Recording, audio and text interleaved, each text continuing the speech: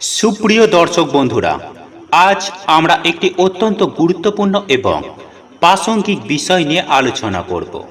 আর তা হলো, আপনারা সকলেই জানি যে ইতিমধ্যে শুরু হয়ে গিয়েছে আষাঢ় মাস। আর এই আষাঢ় মাসে ভুলেও কোন কাজগুলি আমাদের করা একদম অনুচিত, সেই সঙ্গে আষাঢ় মাসের সন্ধ্যায় কোন কাজগুলি একদমই করতে নেই, সেই প্রসঙ্গে বন্ধুরা, আপনারা সকলেই জানি আষাঢ় মাস মানেই পবিত্র রথযাত্রা এবং বিপত্তারিণী ব্রত। আর আপনারা যদি নিজেদের বিপদকে বাড়িয়ে তুলতে না চান, তাহলে অতি অবশ্যই আষাঢ় মাসে ভুলেও এই কাজগুলি করবেন না। বিশেষ করে ভোর সন্ধ্যার সময়, বিশেষ করে বাড়ির মহিলাদের এই বিষয়ে সচেতন হওয়া প্রয়োজন।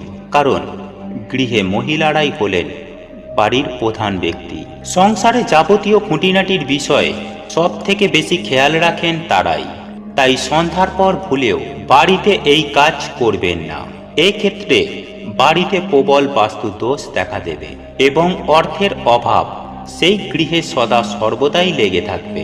সনাতন শাস্ত্রে কোন কোন কাজগুলিকে নিষেধ করা হচ্ছে, তাই এই প্রসঙ্গে বিস্তারিত জানার আগে আপনাদের বলে রাখি, আপনি যদি আমাদের চ্যানেলে নতুন হয়ে থাকেন, তাহলে চ্যানেলটি অবশ্যই সাবস্ক্রাইব করুন এবং পাশে থাকা নোটিফিকেশন বেল আইকনটি ক্লিক করুন।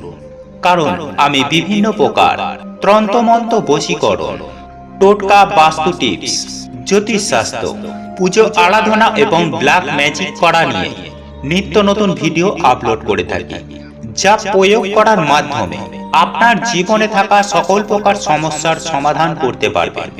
চলুন এইবার বিস্তারিত আলোচনায় প্রবেশ করা যাক। প্রথমত, সন্ধ্যার পর সদর দরজার সামনে কোনো নোংরা আবর্জনা রাখা বা ফেলা উচিত নয়।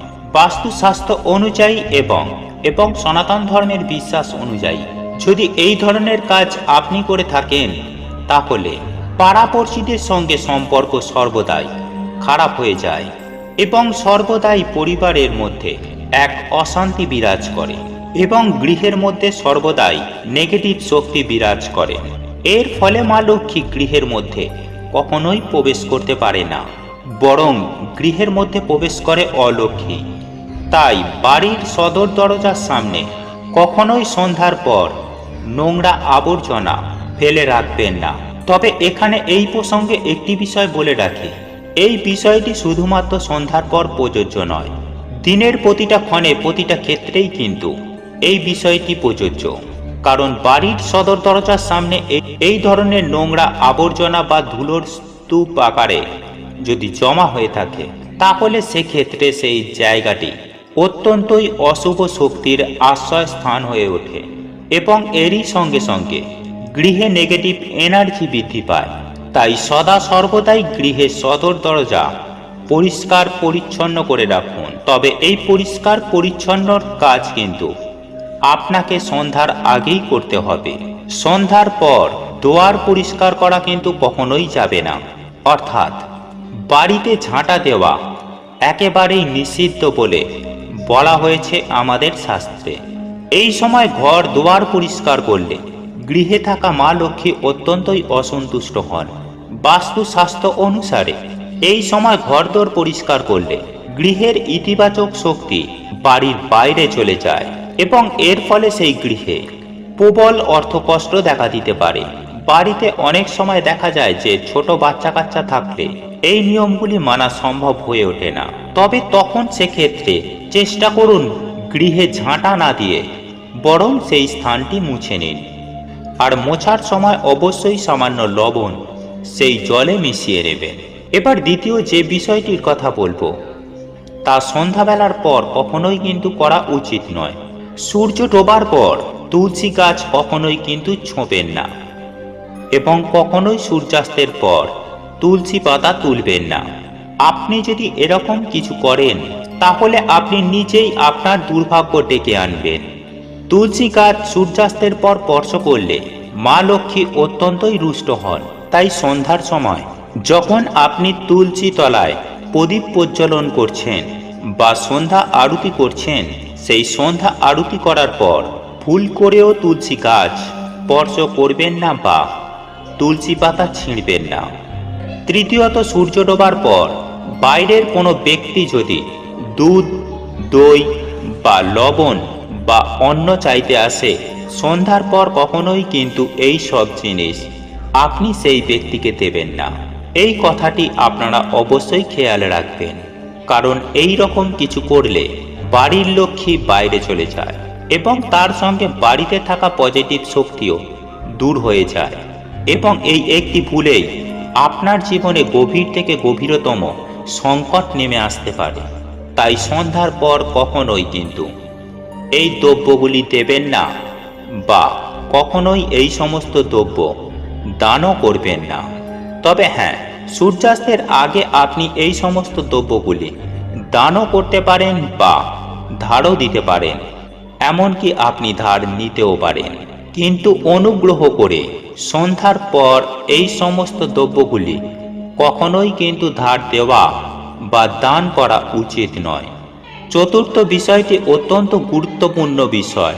অনেক সময় এই বিষয়টাকে আমরা গুরুত্ব দিই না, আমরা আগামীকালের জন্য ফেলে রাখি।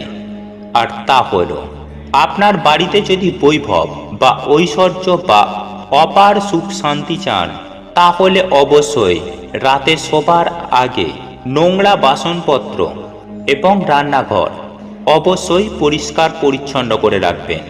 অপরিষ্কার বাসনপত্র বা রান্নাঘর থাকলে শনিদেবের কুদৃষ্টি বাড়ির ওপর পড়ে। তাছাড়া এই সমস্ত নোংরা থাকলে প্রবল গৃহে নেগেটিভ এনার্জি এবং রোগ জীবাণুও ছড়িয়ে পড়তে পারে। এবং পঞ্চম বিষয়টি হলো যে সন্ধ্যার পর বাড়ির পরিবারের যে কোনো সদস্যই যেন চুল, দাড়ি, নখ এই সমস্ত জিনিসপত্র না কাটেন, কারণ এর ওপর বাড়ির বাস্তু দোষ অনেকাংশেই নির্ভর করে। এই যে চুল, দাড়ি অথবা নখ কাটা, এই সমস্ত কিছুই কিন্তু বর্জিত দ্রব্য। এগুলি দিনের বেলাতেই করা প্রয়োজন, কারণ এই সমস্ত দ্রব্য দেহ থেকে বর্জিত করার পর আমাদের স্নান করে নেওয়া প্রয়োজন। যে কারণে স্বাস্থ্যবিদরা বারবারই বলে থাকেন যে সন্ধ্যার পর কখনোই এই ধরনের কাজ করা উচিত নয়। এবং সর্বশেষ যে বিষয়টির কথা বলবো তা হলো, সূর্য ডোবার পর বা সূর্যাস্তের পর কখনোই মহিলারা চুল খোলা রাখবেন না। চুল খোলা রেখে কখনোই ঘুমোতে যাওয়া উচিত নয়, কারণ এই খোলা চুল নেগেটিভ এনার্জিকে প্রবলভাবে আকর্ষিত করে, ফলে ঘরের পজিটিভ এনার্জি ঘরের বাইরে চলে যায়, ফলে আর মা লক্ষ্মী গৃহের মধ্যে প্রবেশ করতে পারে না। তাই সন্ধ্যার আগেই চুল আঁচড়িয়ে আপনি চুলটিকে বেঁধে রাখুন। সন্ধ্যার পর যেমন চুল খোলা রাখা উচিত নয়, ঠিক তেমনই চুল আঁচড়ানোও কিন্তু উচিত নয়। সনাতন ধর্মের বিশ্বাস অনুযায়ী এই ছোট্ট ছোট্ট নিয়ম পদ্ধতি বা রীতিগুলির ওপরেও নির্ভর করে বাড়ির সুখ, স্বাচ্ছন্দ্য, ঐশ্বর্য এবং সম্পদ।